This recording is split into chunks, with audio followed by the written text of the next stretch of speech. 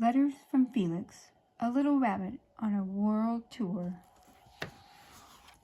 At the end of a vacation, something terrible happened. Suddenly, in the middle of the airport, Sophie's cuddly rabbit, Felix, disappeared. "Don't worry," said Mom. But Sophie felt a big lump in her throat. "What if Felix is lost forever?" she thought. "I'll find him," Dad promised, looking right away. "We'll help too," said her brothers and sisters. Even though Lena, Nicholas, and Julius, Sophie and Dad ran around looking all over for the rabbit and asking everyone they met, the little rabbit was nowhere to be found.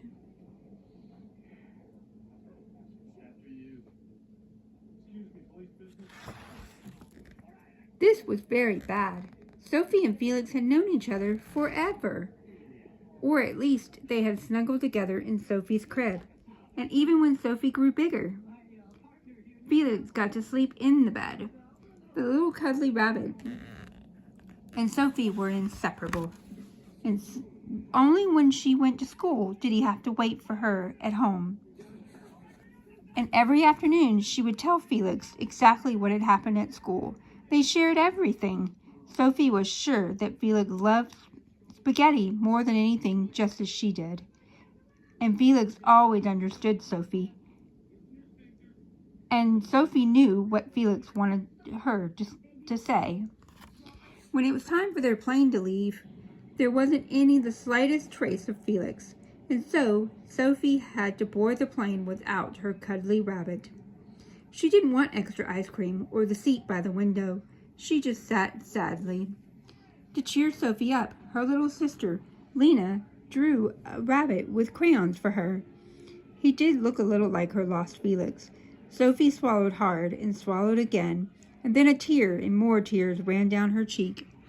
But back home at bedtime, the bed seemed scary and empty without Felix, and so the summer vacation came to a sad end.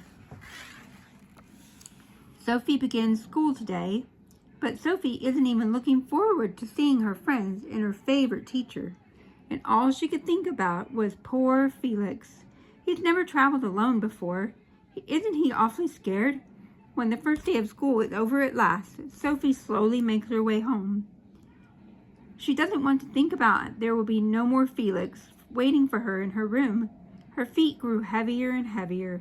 It takes her 1,000,000 minutes to reach the garden gate in front of her house. But why is Mom calling so excited? She's waving something in the air. She calls, "Sophie, look, there's some mail for you."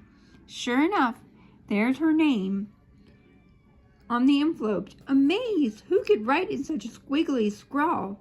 Sophie turns the envelope over. From Felix, presently at Sandwich Station 24, London, Great Britain. And there's a letter. What does the letter say?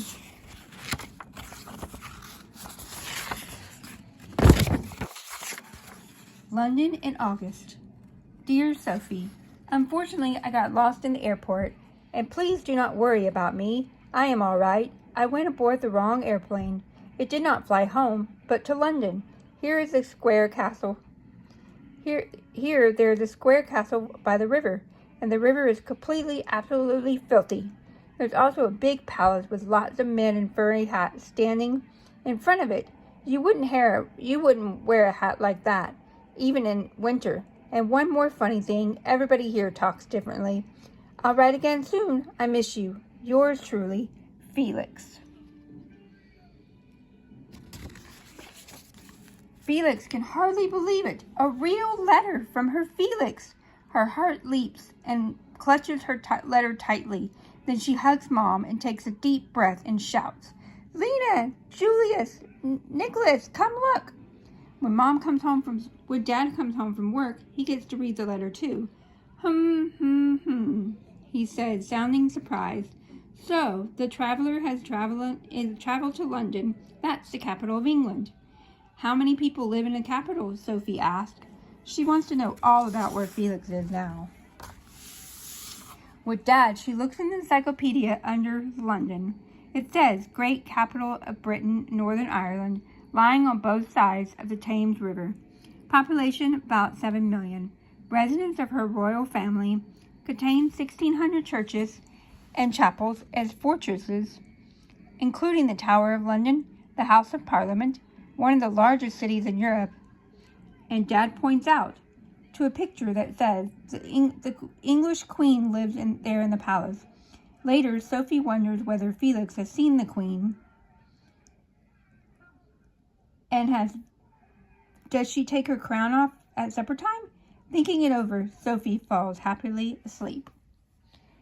A few days later, a letter arrives from Paris. Sophie sticks her envelope in her pants pocket and climbs up the old apple tree in the garden and begins to read. To Sophie. A letter from Paris from Felix. Oh, this one has a picture. Look at that.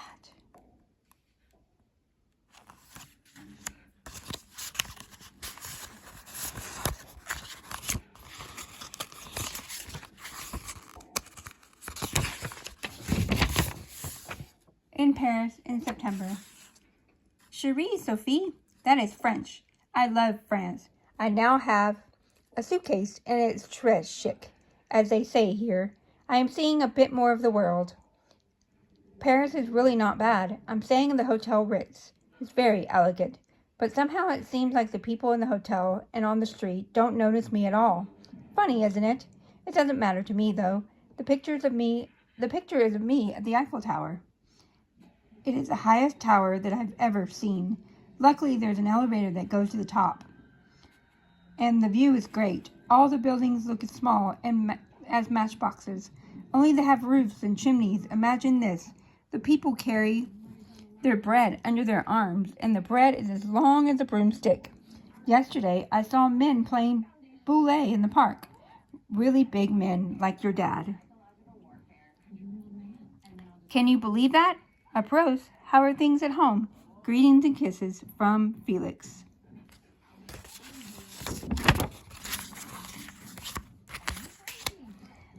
Sophie wonders, how can everything be so different in Paris? Then she remembers that Grandma is coming to visit this afternoon. She will know all about it for sure, since she has been to France many times. Ooh la la, the rabbit is in Paris, Grandma explains. Then she tells Sophie about the game Felix has described. It's called boulet. It's very popular in France. Sophie is interested to hear that Paris has wonderful cathedrals and wide shopping streets, beautiful gardens, and some very old churches. Then Grandma fishes out a travel guide. Sophie flips through it, and Grandma dreamily explains, oh, they have simply the most delicious food there. As proof, she serves a baguette. Felix saw cheese and a French salad. It tastes almost like a trip to France. Slowly it gets dark, and it's time to go to bed. Bonne nuit, Grandma whispers in French as she comes to say good night to the children. Did you know how much longer Felix's trip will take? Sophie asked. Now that's hard to say, Grandma answered, and thoughtfully she adds, travelers always want to see just a little more. Sophie thinks this over. Does that mean Felix will never come home? Suddenly there's a big lump in her throat. Don't worry, Felix will be back home for Christmas. I'm absolutely certain. Grandma says quietly and gives Sophie a big goodnight kiss. Instead of counting sheep tonight, Sophie counts days until Christmas. Just a few days later, Sophie receives another envelope with Felix's squiggly writing. From Felix, Vidal, Italy, Rome.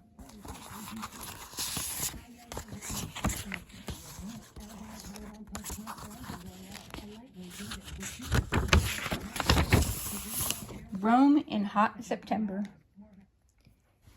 Hi, Sophie. Let me tell you, it is pretty here in Rome. There's ice cream man on every corner. You would definitely like that. And in the middle of the hot day, it is so hot here that all the stores close and don't open again until afternoon. You can't imagine how many cats there are roaming around here. Black and white, tiger striped, and lots of other colors. Last night, one of these wild cat beasts was hunting me. Can you believe it? I don't look anything like a gray mouse, do I? Luckily, I got away, but that was close. Today, I was watching a tour group. Did you know that the ancient Romans lived here?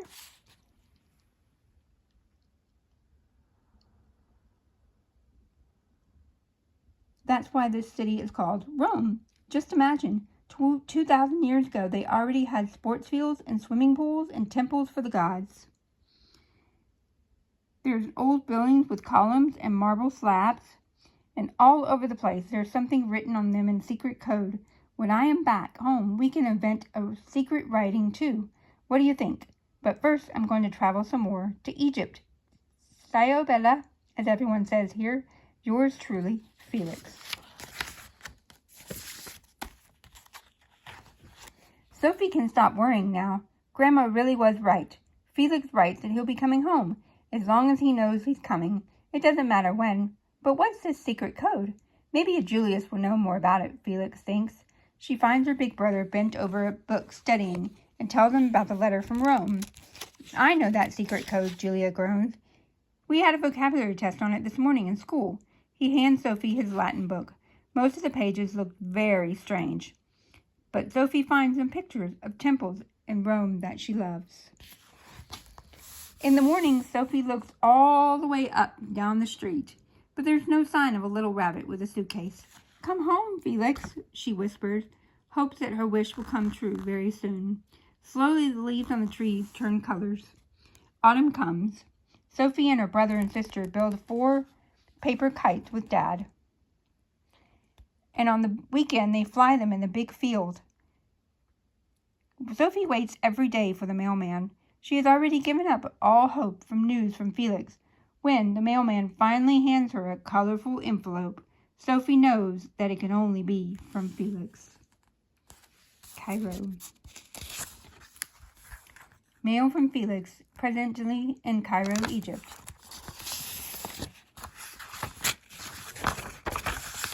Secret pyramid map. Watch out, pitfall. Treasure vault. Royal grave. There's a camel.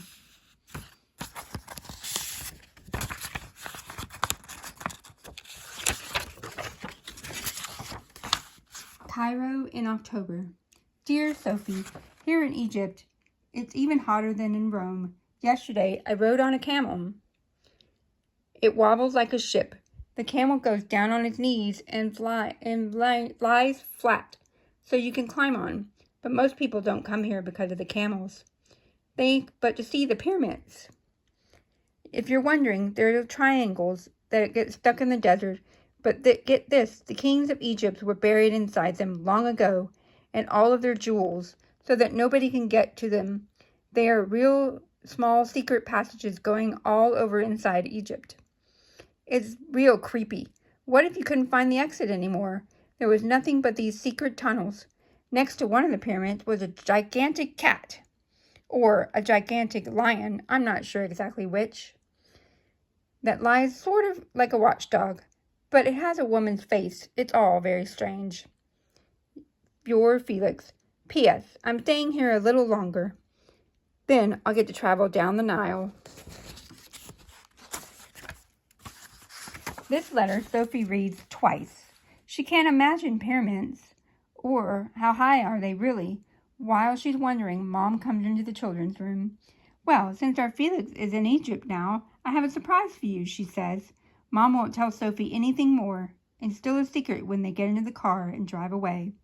When Mom finds a parking space, Sophie sees a big sign. It says Egypt, an ancient kingdom. In the museum, Sophie is amazed. There are so many display cases, big pictures, and even an animated film. That afternoon, she finds out how the pyramids and the Sphinx were built. When Mom and Sophie get home late that afternoon, Julius called out, "Well, have you brought a mummy back with you?" Right away, Lena wants to know what a mummy is. Nicholas wiggles his fingers and whispers darkly, "That is an old embalmed pharaoh that wants to come and get you." "Eee!" Lena squeals. "What nonsense," Sophie says. "Don't believe a word he says. Pharaohs used to be kings in old Egypt. Exactly, says Julius.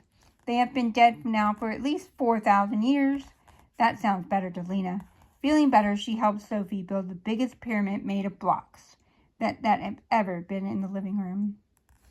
Sophie runs home fast one particular rainy November day. When she gets in, she can't take her rubber boots off fast enough because there on the hallway table lies a crumbled envelope. Felix on a safari in Kenya, Africa.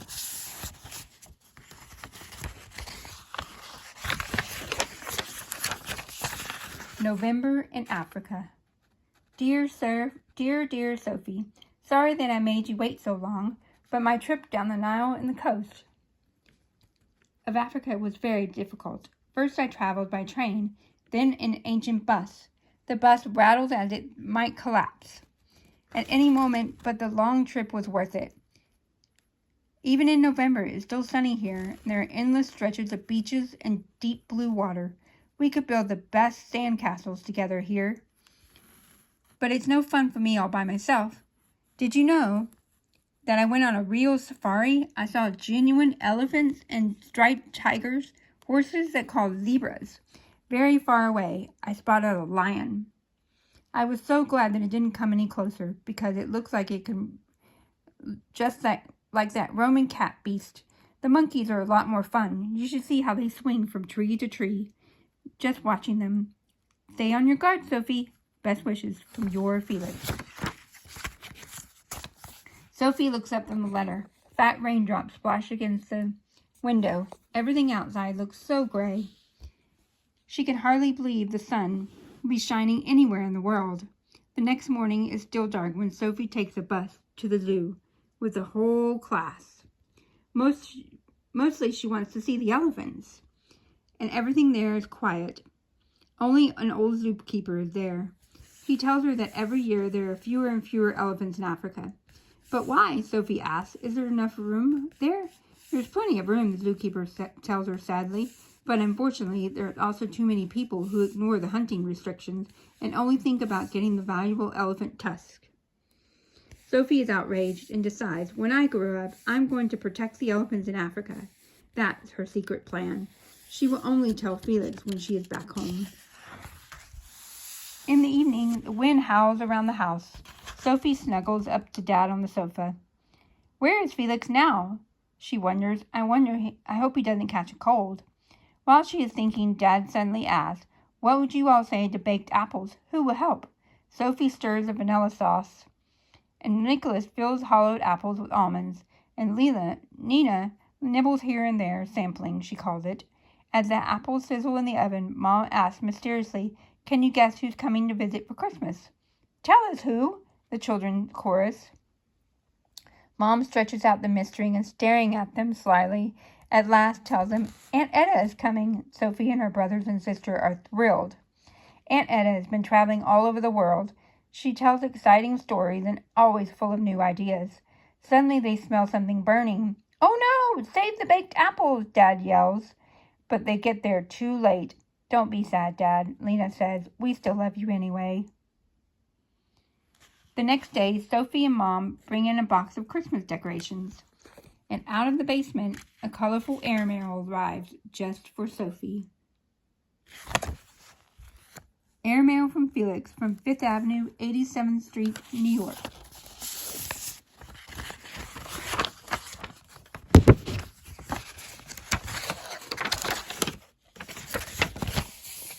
December in New York. Hi, Sophie. I've taken a plane to New York. I'm getting good at not being seen at the people at the airport and didn't notice me at all. This is an enormous city, I tell you. Their buildings reach up high into the sky and all the way into the clouds. That's why they're called skyscrapers. There's always something going on here.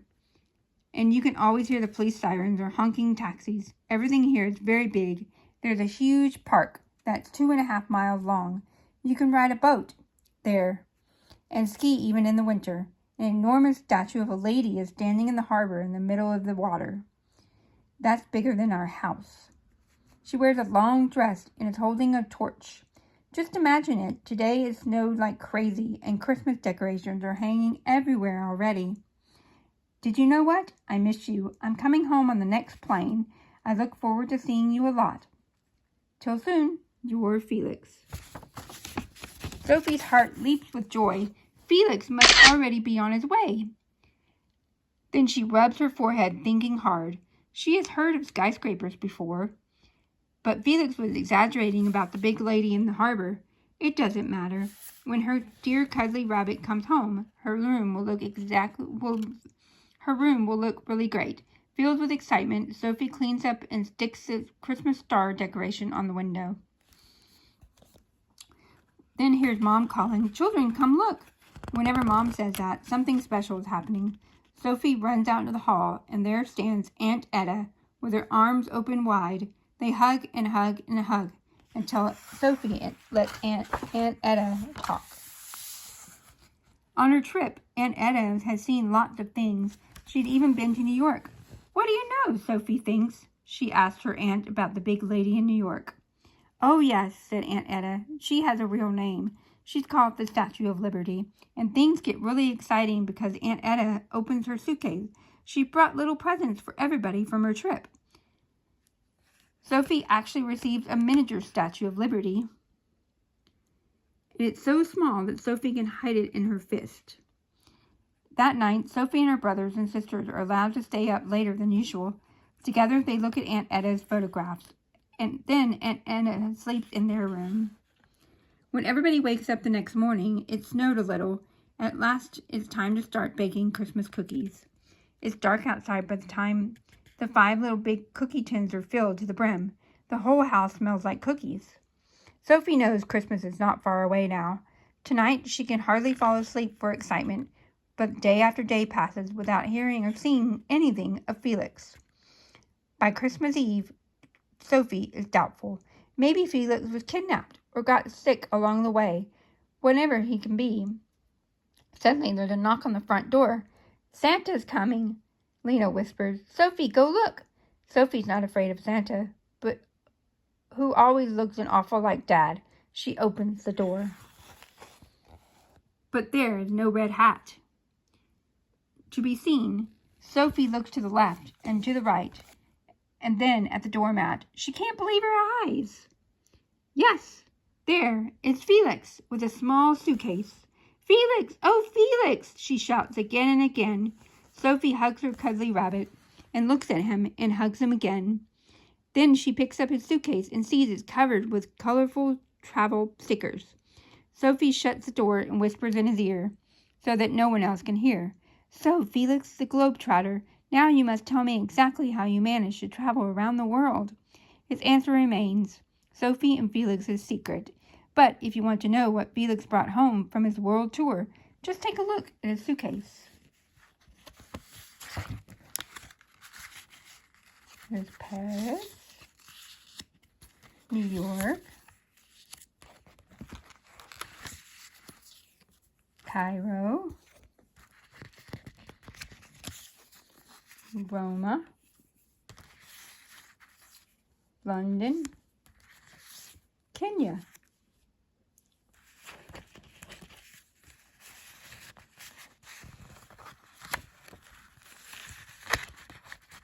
Back in the suitcase.